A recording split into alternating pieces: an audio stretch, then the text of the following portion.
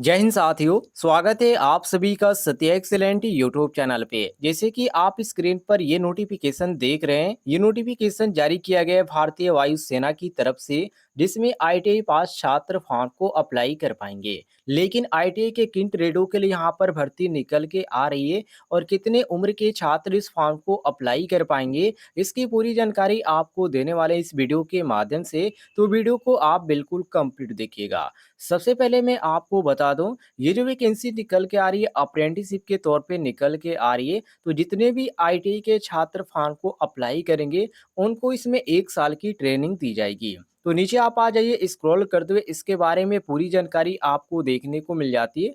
सबसे पहले यहाँ पर इन्होंने ये जानकारी दिया है कि ये जो फॉर्म आपका भरा जाएगा, केवल ऑनलाइन फॉर्म को अप्लाई किया जाएगा। यदि आप किसी भी तरह से इस फॉर्म को ऑफलाइन यदि भरते हैं, तो ये जो फॉर्म है आपका रिजेक्ट कर दिया जाएगा। और दूसरी बात ध्यान रखिएगा, यहाँ पर आपको बताया गया है कि आपकी जो प्रोफाइल अवेलेबल होना चाहिए, वो www.apprenticeshipindia.org की जो ऑफिशियल वेबसाइट है, वहाँ पर अवेलेबल होना चाहिए। कहने का मतलब ये है कि अप्रेंटिसशिप की ऑफिशियल वेबसाइट पर आपका रजिस्ट्रेशन होना चाहिए, नहीं तो आप इस फॉर्म को अप्लाई नहीं कर पाएंगे। इसके बाद यहाँ पर साथियों नीचे आएंगे, तो क्वालिफिकेशन के बारे में यहाँ पर जानकारी दे रखी है, और यहाँ पर आपका कैसे सिलेक्शन होगा, इसके बारे में जानकारी इन्होंने दे रखा है। तो ये जो आपका फॉर्म है साथियों, ध्यान रखिएगा, जो भी छात्र फॉर्म को अप्लाई करते हैं, इसमें साफ तौर पे लिखा भी गया है, the examination is valid for on entry online. कहने का मतलब ये है कि जो आपका इसमें एग्जामिनेशन कराया जाएगा,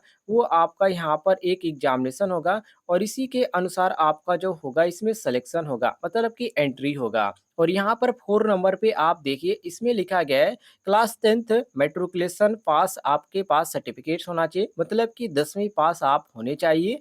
और यहाँ पर जो आपका 10वीं पास होना चाहिए, वो यहाँ पर 10वीं प्लस यहाँ पर 2, मतलब कि 10+2 सिस्टम के अंतर्गत आपका जो होना चाहिए, ये 10वीं पास होना चाहिए। और यही यहाँ पर बात करें आईटीआई कोर्स की, तो आईटीआई का जो कोर्स आपका होना चाहिए साथियों, वो आपका कंप्लीट होना चाहिए।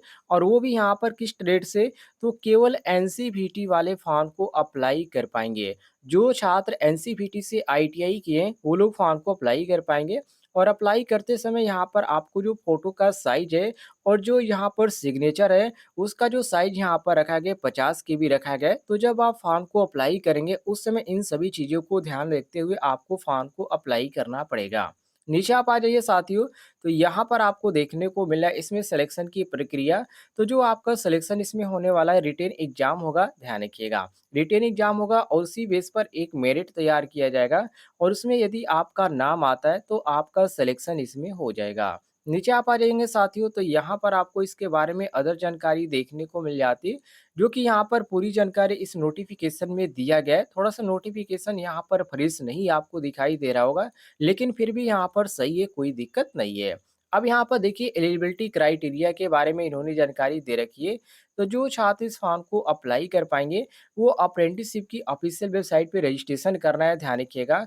और यहाँ पर जो आपका रखा गया है लोकेशन, यहाँ पर देखिए छत्तीसगढ़ यहाँ पर रखा गया है इसका लोकेशन, जहाँ पर आपको ट्रेनिंग के लिए बुलाया जाएगा। एजुकेशन क्वालिफिकेशन में मैंने आपको पहले ही बता दिया कि 10+ यहाँ पर आईटीआई वाले फॉर्म को अप्लाई कर पाएंगे। लेकिन आपका 10वीं में जो परसेंटेज होना चाहिए, तथा 10th में जो परसेंटेज होना चाहिए, वो 50% होना चाहिए। 50% से आपका कम नहीं होना चाहिए। और दूसरी बात, आपका जो आईटीआई जो होना चाहिए, वो एनसीवीटी से, और इसमें भी आपका 50% मांगा गया है, मतलब कि आईटीआई में भी आपका 50% होना चाहिए, और 10वीं में भी आपका 50% होना चाहिए, तभी आप इस फॉर्म को अप्लाई कर पाएंगे। नीचे आ पाएंगे साथियों, तो यहाँ पर एज के बारे में इन्होंने जानकारी दे रखी है, कितनी उम्र के छात्र फॉर्म को अप्लाई कर पाएंगे। तो यहाँ पर कैटेगरी की जानकारी दिया गया है, और इस कॉलम में आपको दिया गया एज के बारे में। तो जनरल के जो छात्र, वो ध्यान रखिएगा, यदि आपकी उम्र 14 से 21 वर्ष है, तो आप अप्लाई कर पाएंगे। या जो छात्र ओबीसी के अंतर्गत आते हैं, उनको यहाँ पर 14 से 24 देखने को मिल जाता है। और SC/ST के छात्र, ध्यान रखिएगा, आपकी जो उम्र यहाँ पर मांगा गया है, वो 14 से 26 है। और इसमें जो हाइट मांगा गया है, 1.37 रखा गया है। और वेट जो आपका रखा गया है 25.5 kg, आप ध्यान रखिएगा। नीचे आप आ जाएँगे साथियों, तो यहाँ पर आपको जो देखने को मिल जाता है, ट्रेड देखने को मिल जाता है और कितना आपको यहाँ पर स्टिपेंड दिया जाएगा, मतलब कि वित्तिका दिया जाएगा, इसके बारे में जानकारी देखने को मिल जाती है। और यहाँ पर तीसरे नंबर पे कहा जा रहा है मेडिकल स्टैंडर्ड, तो आप एक मेडिकल सर्टिफिकेट बनवा लीजिएगा और यहाँ पर आपको जो स्टिपेंड दिया जाएगा, इसमें वैसे यहाँ पर जानकारी इन्होंने नहीं दे रखी है, लेकिन जो भी यहाँ पर गवर्नमेंट रूल है, उसके अंतर्गत आपको इसमें जब आप ट्रेनिंग करेंगे, तो इसमें आपको पेमेंट दिया जाएगा। तो बिल्कुल आपको घबराने की कोई ज़रूरत नहीं है। अब यहाँ पर ट्रेड की यदि बात करें, किन-किन ट्रेडों के छात्र इस फॉर्म को अप्लाई कर पाएँगे और यहाँ पर किन ट्रेडों पर कितनी सीट खाली है, तो टर्नर के लिए यहाँ पर देखिए 15 सीट खाली है, मशीनिस्ट के लिए 15 सीट खाली है, मशीनिस्ट ग्राइंडर के लिए यहाँ पर 11 सीट खाली है। इसके बाद यहाँ पर fitter, mechanic, machine tool maintenance के लिए 2 सीट खाली है और यहाँ पर शीट मेटल वर्कर के लिए 16 सीट खाली है, वेल्डर ट्रेड के लिए 8 सीट खाली है और यहाँ पर इलेक्ट्रीशियन एयरक्राफ्ट के लिए 6 सीट खाली है, इलेक्ट्रोप्लेटर के लिए 10 सीट खाली है और यहाँ पर कारपेंटर के लिए 3 सीट खाली है, मैकेनिक मशीन टूल मेंटेनेंस के लिए 6 सीट खाली है।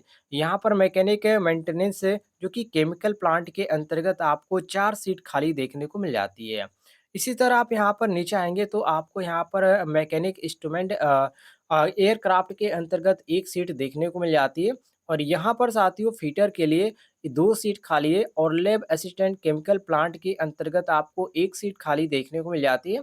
पाइप फिटर ट्रेड है और यहाँ पर पेंटर जनरल है। डेस्कटॉप आपको यहाँ पर पब्लिशिंग और ऑपरेटर भी देखने को मिल जाता है जिसमें 7 सीट खाली है। पावर्ड इलेक्ट्रीशियन भी आपको देखने को मिल जाता है जिसमें 6 सीट खाली है।